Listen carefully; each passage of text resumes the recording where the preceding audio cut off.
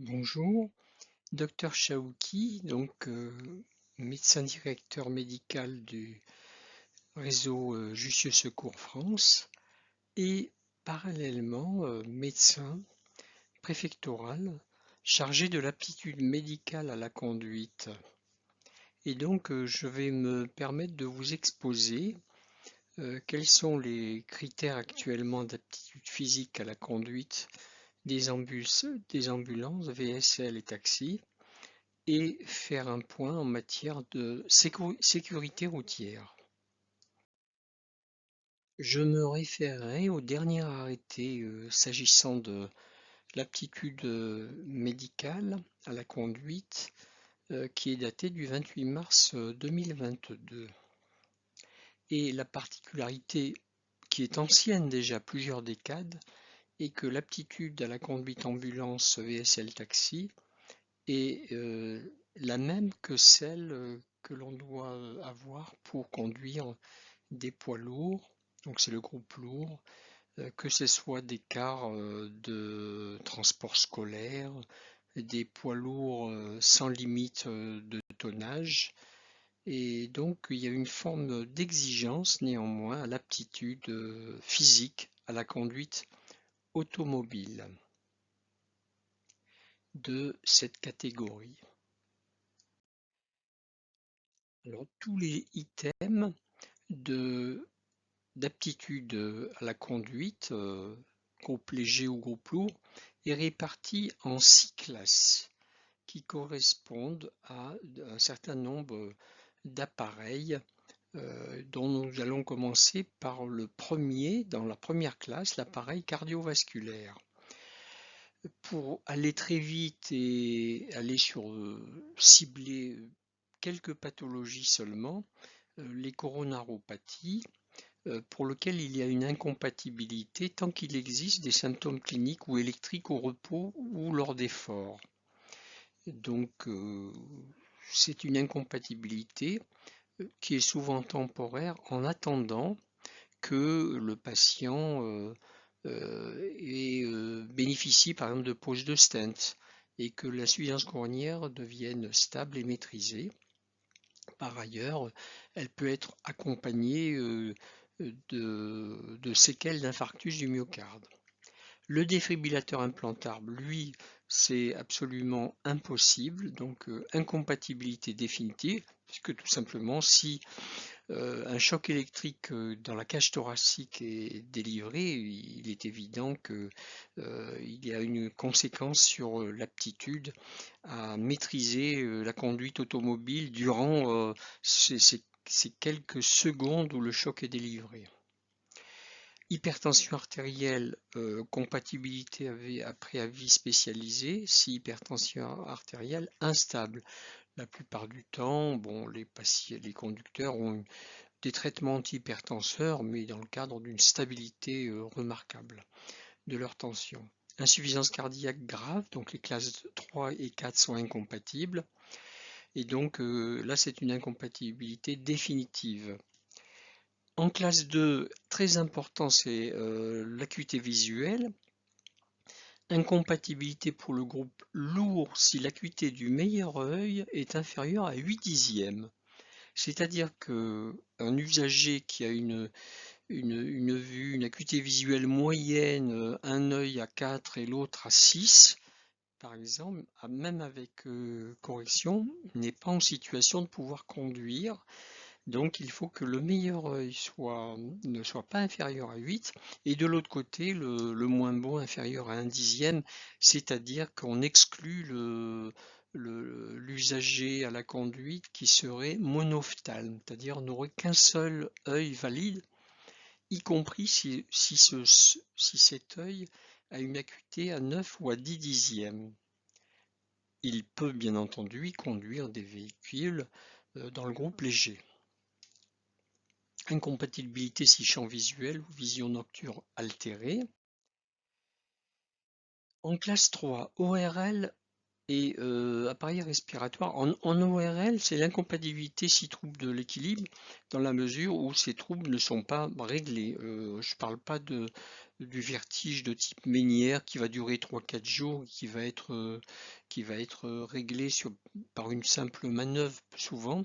Ceci dit, pendant les 3 ou 4 jours pendant lequel il y a ce trouble de l'équilibre, il est évident qu'il faut être en arrêt maladie, ne pas conduire un véhicule. Incompatibilité si insuffisance respiratoire sous oxygène, ce qui n'est pas incompatible à la conduite automobile d'un véhicule léger. En général, s'agissant de l'ORL, quand il y a des troubles de l'audition, la plupart du temps ils sont appareillés et il n'y a pas d'incompatibilité. Classe 4, très important aussi, neurologie, psychiatrie, addiction. Alors les troubles de l'usage de l'alcool, qui sont assez souvent diagnostiqués, mis en évidence après une annulation ou une suspension, et donc l'usager se retrouve devant la commission en préfecture, et donc là la compatibilité ne peut excéder 6 mois durant 3 ans. Ça c'est très très pénalisant pour l'usager. Groupe lourd qui va devoir venir tous les 6 mois pendant 3 ans en aptitude avec à chaque fois un bilan biologique, et le bilan psychotechnique est réalisé au départ lors de la première consultation. Là on contrôle bien sûr le sevrage. On a un marqueur très fiable qui est le CDT et qui nous permet de savoir si il y a eu un sevrage de l'utilisation de l'alcool. Consommation de drogue et substances psychoactives, compatibilité 6 mois, de la même façon, et donc pendant 3 ans, avec des bilans biologiques réguliers, des dosages urinaires des stupéfiants. Consommation de médicaments psychotropes ou ayant des effets secondaires psychoactifs, ça c'est à l'appréciation du médecin quand il s'agit d'associations, d'un anxiolytique, d'un antidépresseur, d'un inducteur du sommeil. Donc là, il faut être, s'agissant du groupe lourd, il est évident qu'il faut, c'est à l'appréciation du médecin, et c'est très, voilà, c'est très important d'avoir un arbitrage. Somnolence excessive d'origine comportementale organique, dont le symptôme d'apnée du sommeil modéré à sévère, qui peut être psychiatrique ou iatrogène du fait de médicaments, surdosage en médicaments. Donc là, c'est à prendre en considération pour la conduite, bien sûr, dans le groupe lourd. Insomnie d'origine comportementale organique psychiatrique entraînant une somnolence diurne. Il est évident que les grands insomniaques ont des somnolences diurnes, et donc il faut juger si ils sont aptes à conduire des ambulances ou des taxis ou des VSL dans ces situations. Voilà. D'autant que leur insomnie est parfois corrigée par la prise de médicaments et de psychotropes, et donc voilà, c'est une responsabilité médicale importante pour la délivrance à l'aptitude et l'aptitude à la conduite du groupe lourd. Épilepsie dans le groupe lourd, la première crise, dès la première crise, il y a incompatibilité pendant 5 ans, ce qui n'est pas le cas dans le groupe léger. Dans le groupe léger, il peut y avoir incompatibilité pendant 6 mois ou 1 an en fonction du type d'épilepsie. Et donc là, bien sûr, l'avis du neurologue est prédominant. Troubles neurocognitifs, trauma crânien lourd, AVC, AIT, Alzheimer, les neuropathies, certaines neuropathies, les troubles psychiatriques graves, donc c'est bien sûr une incompatibilité à la conduite du groupe lourd.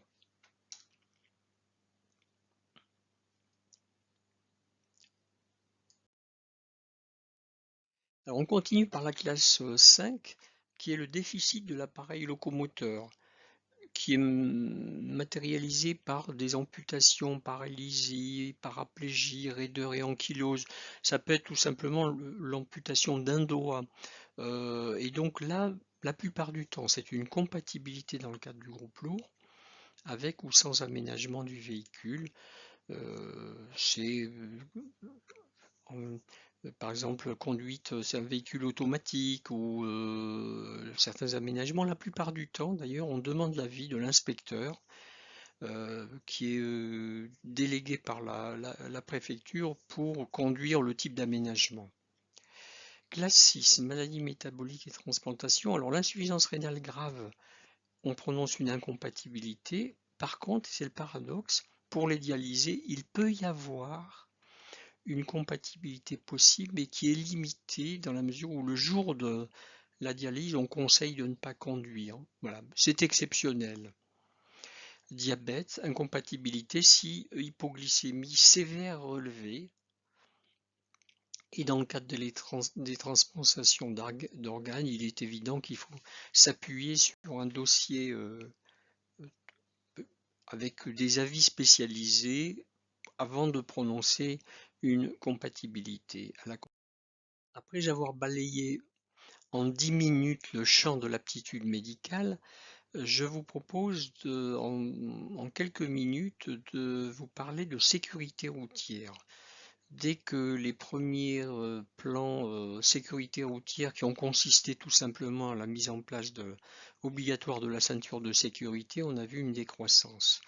Mais imaginez qu'avec 3 fois moins de véhicules, en 1972, plus de 18 000 de nos concitoyens mouraient sur les routes. J'ai personnellement été externe au SAMU 31, interne, puis médecin anesthésiste dans ce même service, dans les années où nous étions à 14 000 tués sur les routes pour des centaines de milliers de blessés, la plupart du temps qui étaient graves. Et les mesures de sécurité ont permis, vous voyez, en 2011, à ce moment-là, d'avoir déjà épargné 320 000 vies. Et il est probable qu'actuellement, on est à plus de 350 000 vies épargnées.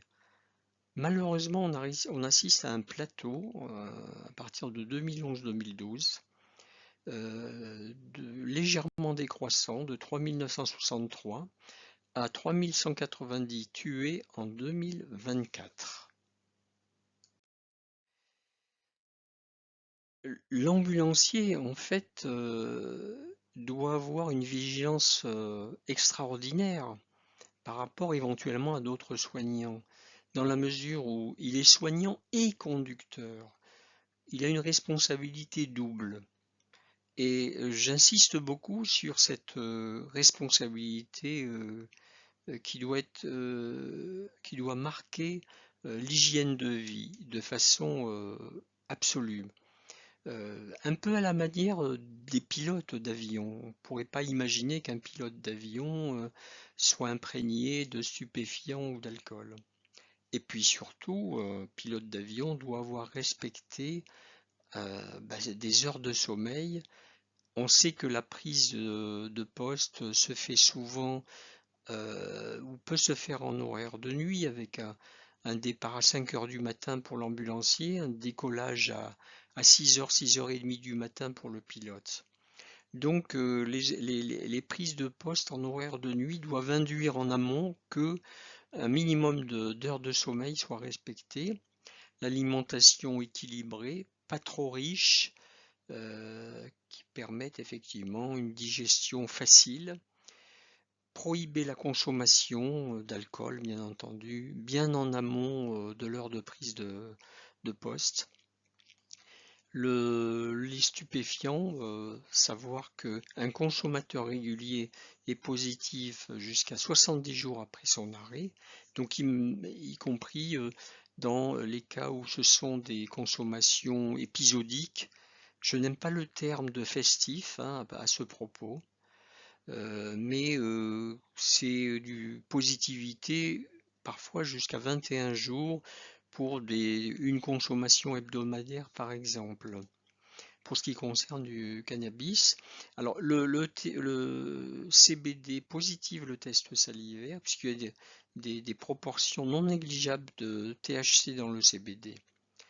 Alors, s'il y a un problème avec la drogue, l'alcool, les drogues, ne pas hésiter à en parler à votre médecin traitant. C'est très important lui va pouvoir vous induire vers un sevrage progressif si il y a bien sûr une addiction.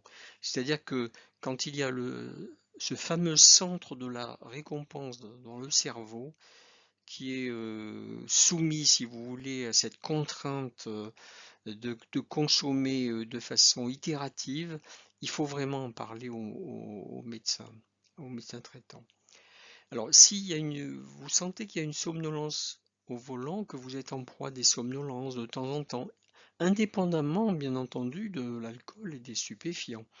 N'hésitez pas à en parler à votre binôme pendant le transport, hein, pour qu'il puisse vous relever, et à votre Rex pour vous positionner sur des trajets peut-être courts plutôt que sur les longues distances. Il y a peut-être cette possibilité de choix dans l'entreprise de privilégier pour les uns les trajets longs, pour les autres.